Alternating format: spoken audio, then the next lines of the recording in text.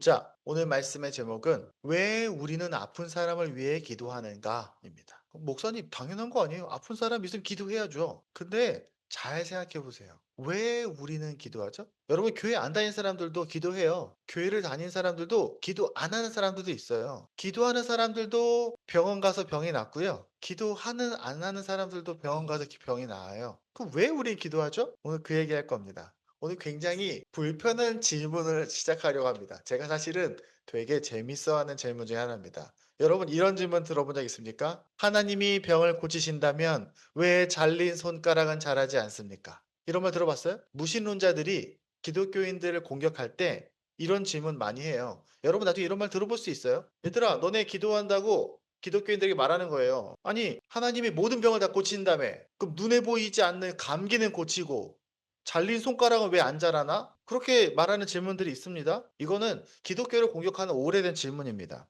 우리는 아프거나 다치면 기도합니다.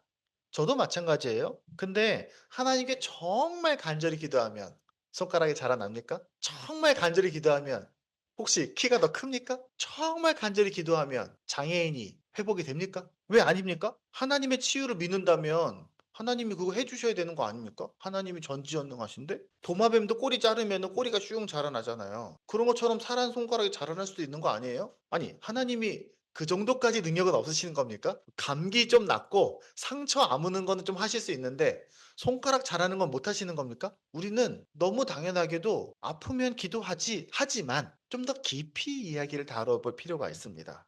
여러분 현대 과학은 정말 많이 발전했어요. 수술은 뭐 물론이고요. 여러분 요즘엔 DNA 수준에서 치료를 합니다. 나노 치료 해갖고요. 거의 세포 단위에서 치료를 해요. 그래서 요즘에 병원에 가면 정말 높은 수준의 치료를 합니다. 그래서 요즘에는 병이 어떻게 생기고 어떻게 하면 치료가 되는지도 다 많이 발견이 됐습니다. 그래서 지난 거의 100년간 인류의 의학은 어마어마한 발전을 이루었어요. 옛날만 해도 우리 어디 아프면 막 할머니들 막 된장 바르고 막 이랬거든요. 지금은 그렇게 안 하죠. 네. 지금은 우리 아프면 당연히 약 먹고 병원 갑니다. 그런데 우리는 동시에 기도해요. 기도에 교회 다니는 사람들 기도하죠. 지금 우리는 최근에 암으로 인해서 고통받는 가족들을 위해서 기도할 일들이 좀 있었습니다. 또 우리 얼마 전까지만 해도 우리 초롱자매 위해서 기도했었죠.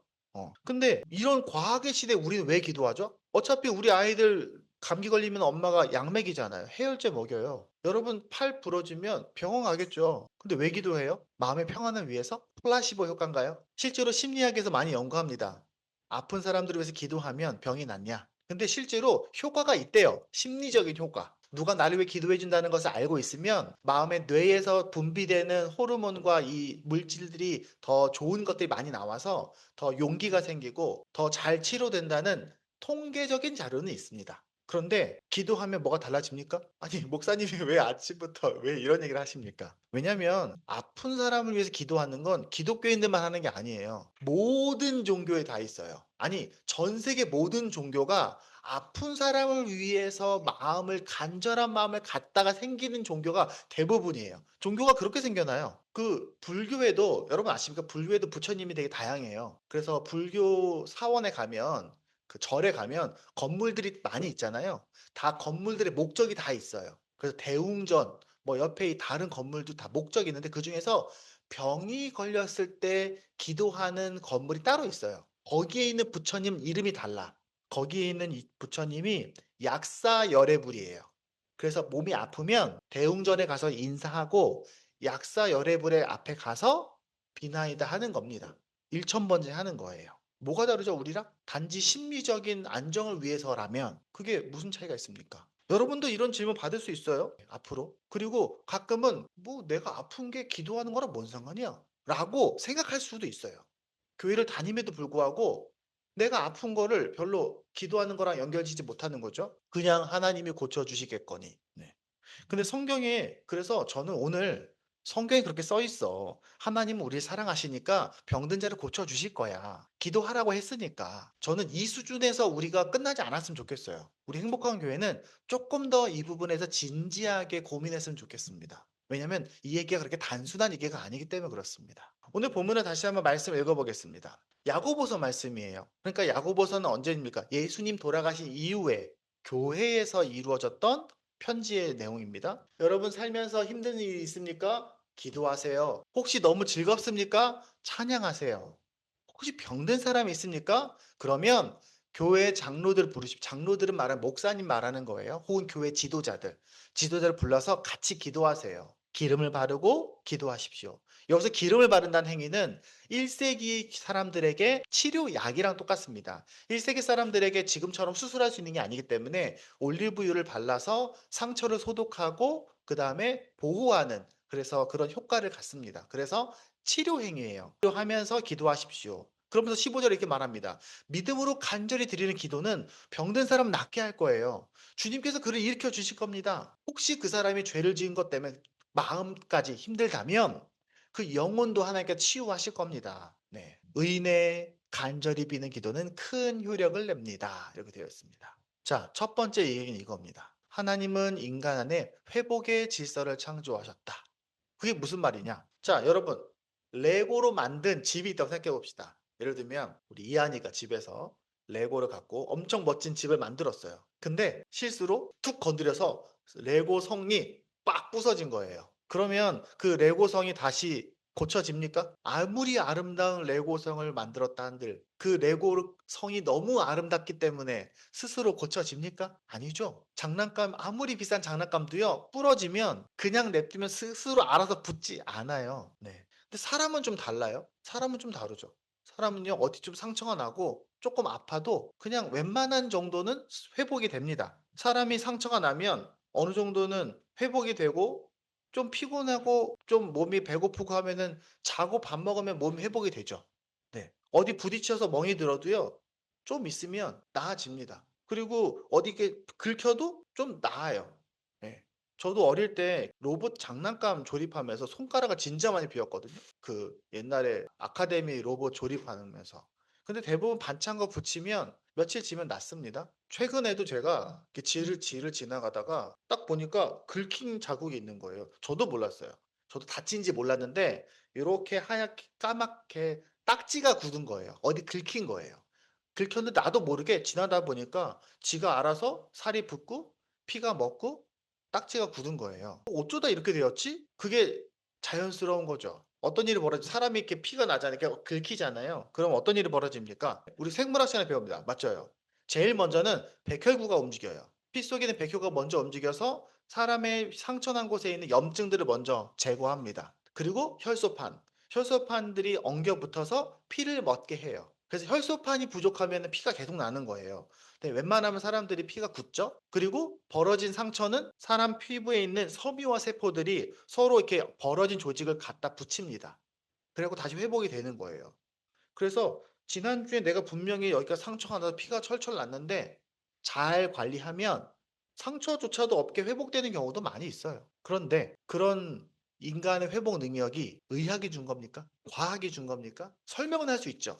어떤 식으로 회복이 되는지. 근데 사람이 회복되는 건요, 누가 준 겁니까? 하나님이 주신 거예요. 믿는 사람들은, 우리 그리스도인들은 이렇게 스스로 회복하고 우리의 몸을 지키고 재생하고 하는 그런 모든 메커니즘이 하나님이 우리를 창조하실 때, 인간을 창조하실 때 인간에게 부여하신 특별한 하나님의 지혜와 사랑의 창조 질서라고 우리는 믿습니다. 우리는 그렇게 믿는 거예요. 원래 그런 게 아니라 당연한 거 아니고 하나님이 인간을 만드실 때 그렇게 넣으신 거라고요. 그래서 우리가 좀 넘어지고 축구하다가 삐끗해도 좀 며칠 지나면 괜찮아지기도 하는 겁니다. 다시 말하면 하나님은 인간을 창조하실 때 인간의 면역 체계, 재생하고 회복하는 것들을 만드셨습니다. 그걸 우리가 하나님께 기도할 때에는 우리는 그걸 믿는 겁니다. 하나님이 이 모든 것들을 우리에게 주셨습니다. 그 믿음이 오늘 이야기에서 가장 중요한 전제입니다. 근데 우리가 아프면 병원도 가죠. 하나님은 의학과 치료도 하나님의 회복의 질서 안에 있습니다. 그 옛날에 고 김효국 원장님이라는 분이 계세요. 돌아가셨는데 유명한 분이에요. 왜냐하면 이 원장님이 정형외과 의사 선생님이신데 이분이 이제 목사님들이나 이렇게 교회 선교사님들 무료로 치료를 많이 해주셨어요. 그래서 교회 목사님들이 많이 찾아가고 했었습니다. 근데 이분이 그 유명한 큰 정형외과를 운영하셨거든요. 그 정형외과 이름이 라파 메디앙스 정형외과입니다. 이 라파가 뭐냐면 성경에서 하나님이 우리를 치유하신다라는 히브리어로 라파입니다. 그래서 혹시 여러분 보셨겠죠? 목사님들이 이렇게 기도하실 때, 아픈 사람 기도할 때 라파의 하나님 우리 누구누구를 치료해 주세요. 이렇게 기도하거든요. 그 라파가 치유하시는 하나님이라는 뜻입니다. 근데 그 원장 선생님, 그 정형외과 그 의사 선생님이 이런 얘기를 하셨어요. 여러분, 저는 제가 사람을 치료하는 게 아닙니다. 잘 생각해 보세요. 팔이 부러지면 의사가 뭐 합니까? 팔이 많이 부러졌어. 금이 갔어. 혹은 이렇게 어긋났어. 그러면 팔이 안 부러지게 잘 붕대를 부목을 대고 잘 감아서 팔이 스스로 잘 붙을 수 있도록 잡아준다는 거예요. 그리고 원래 사람 몸은 그렇게 통증이 있으면 몸에서 통증이 가시도록 그런 호르몬이 나오는데 좀 덜 아프게 그것들에게 더해서 약을 준다는 거예요. 그래서 그분 말씀은 하나님은 자기 의사는 하나님이 이미 인간 안에 심어 두신 회복의 능력을 그 회복하는 데까지 잘 도와줄 수 있 자기가 보조하는 역할을 한다는 겁니다. 그러니까 결국 인간이 아팠을 때 그 인간이 회복되는 건 하나님이 계획하셨던 능력과 또 하나님이 그 모든 과정을 함께 하시는 것이고 의사는 그거를 돕는 거다. 이렇게 표현하셨습니다. 그래서 그 말이 참 의미 있는 말이라고 생각했습니다. 그래서 그분은 그 수술하러 들어가실 때 기도하신 걸로 유명합니다. 참고로 아내가 최근에 세브란스에서 수술했어요. 세브란스에서 최근에 제가 저번에도 얘기했던 것처럼 그 병원의 시스템이 많이 바뀌었어요. 예전에는 세브란스 병원에 성경 말씀이 붙어 있거나 기독교적인 색채를 거의 뺐어요. 한동안 굉장히 열심히 뺐습니다. 원목이 있어도 그런 거 별로 안 했어요.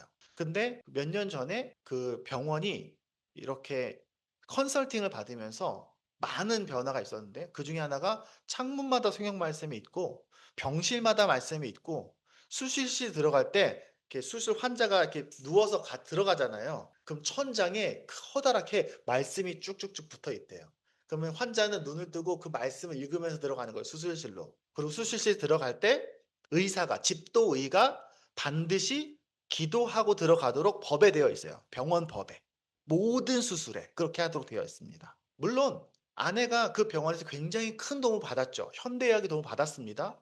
배를 자르고 마취를 하고 그 필요한 장기들을 이렇게 제거하는 그 과정은 엄청난 의학 기술입니다. 하지만 그 몸을 제거해도 몸이 다시 사람이 살 수 있도록 살이 아물고 적응을 하고 회복하는 그 과정은 하나님의 회복 질서라는 거예요. 다시 말하면 이 세상에서 있는 모든 의료 행위는 하나님의 회복 질서와 하나님이 인간에게 준 그 지혜로 인한 인간의 노력이 함께 협력하는 거예요.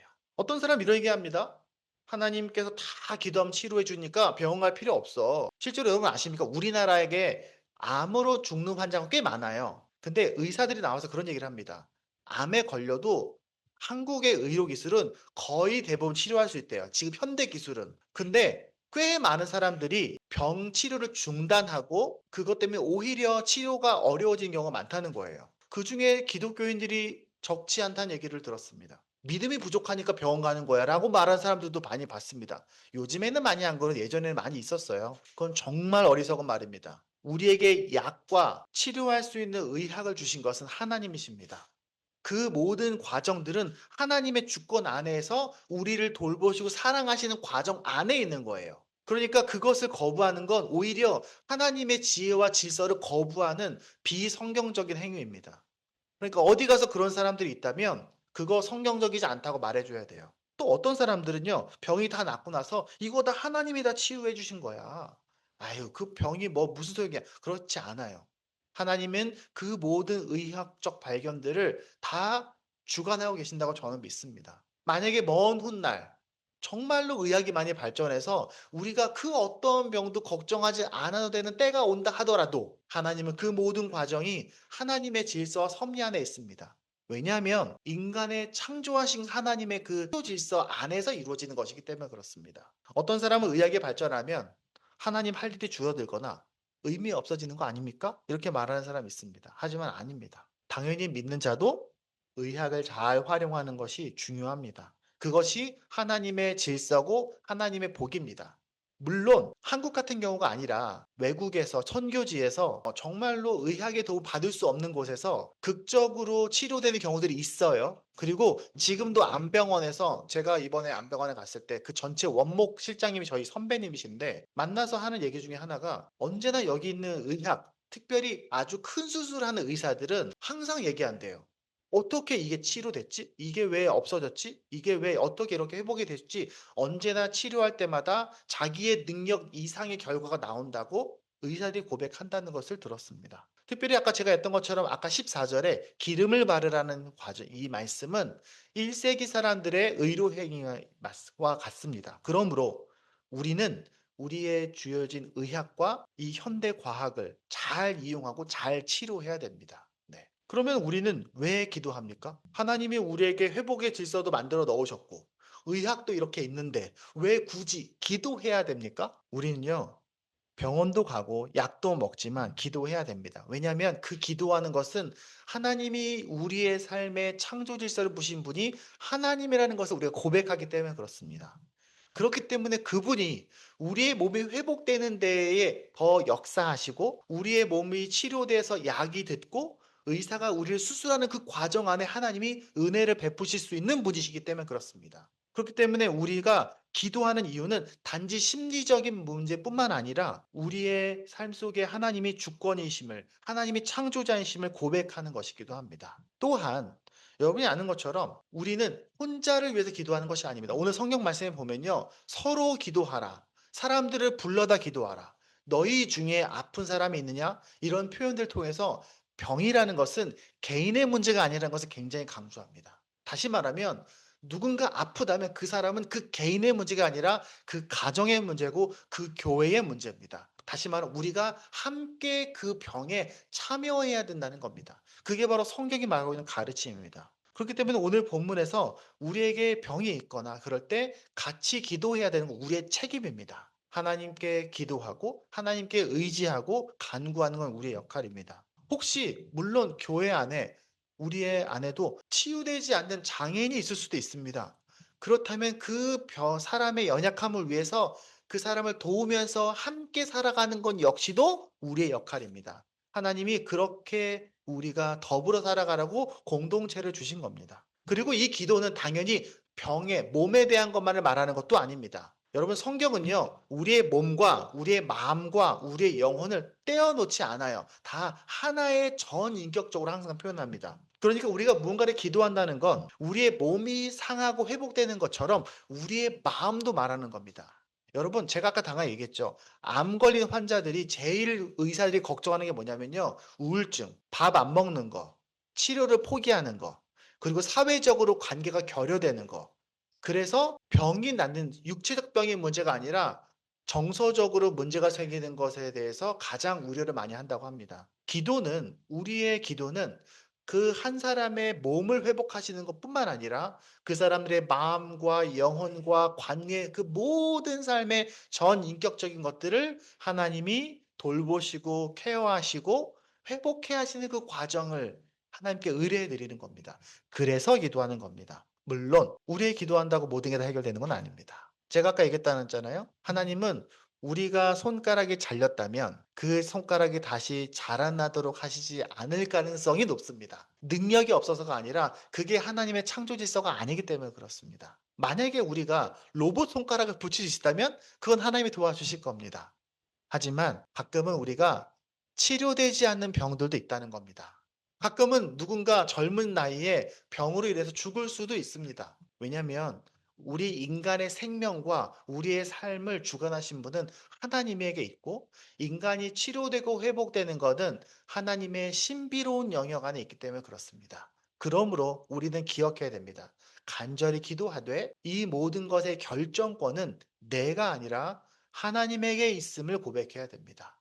그리고 그 하나님의 대답에 우리는 응답해야 됩니다. 그래서 우리가 가끔은 병이 치료되지 않고 혹은 죽을 때까지 내 병을 안고 가야 하는 상황이 있다 하더라도 하나님이 그 과정을 우리를 포기하거나 우리가 기도가 부족했거나 하나님이 우리를 사랑하시지 않는 것이 아니라 믿음의 공동체 안에서 함께 우리의 삶을 살아가게 도와주실 거다라는 것을 믿어야 합니다. 그리고 우리가 살아가는 이 병은 이 세상의 끝이 아닙니다. 그게 중요합니다. 우리가 회복된다는 건 우리가 살다가 보면 다치고 혹은 아프고 혹은 나중에 늙어서 병들어 죽겠지만 혹은 누군가는 평생 고쳐지지 않는 병을 갖고 살아야 되겠지만 예를 들면 우리 교회에 암으로 갑상선을 아예 제거했거나 난소를 아예 제거해서 평생 약을 먹으며 살아가야 될 수도 있겠지만 하나님이 다시 난소를 만들어 주시거나 갑상선을 만들어 주시지 않겠지만 그게 우리에게 해 주지 않으시는 이유는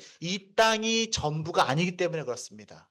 하나님은 우리가 부활했을 때 우리의 마지막 날에 우리가 이 세상의 인생을 마치고 다시 완전한 인생을 시작하게 될 그때에 우리를 완전하게 회복해 하게 하실 겁니다. 우리의 몸의 아픔뿐만 아니라 우리 마음과 영혼의 아픔까지도 모두 완전하게 회복해 하실 그 날을 바라보면서 우리는 살아내야 합니다. 그것이 바로 우리가 이 땅에서 아플 때에 희망과 소망을 품고 서로를 위해서 계속해서 기도해야 하는 이유입니다. 말씀을 정리하겠습니다. 다시 처음 질문 다시 돌아가 보겠습니다. 하나님이 병을 고치신다면 왜 잘린 손가락이 다시 자라지 않는가? 어떤 대답을 가질 수 있을까요? 하나님은 하실 수 있습니다. 못 하시는 게 아니에요. 성경에 보면 예수님께서 안구가 아예 없는 사람에게 진흙을 채워 넣으셔서 눈을 만드시는 장면이 있습니다. 못 하셔서 안 하시는 게 아니에요. 그것이 하나님의 때와 하나님의 방법이 아니기 때문에 그렇습니다. 하나님은 우리의 창조주고 우리 생명의 주인이십니다. 물론 하나님은 우리의 상식과 의학을 뛰어넘는 치료를 해주실 때도 있습니다.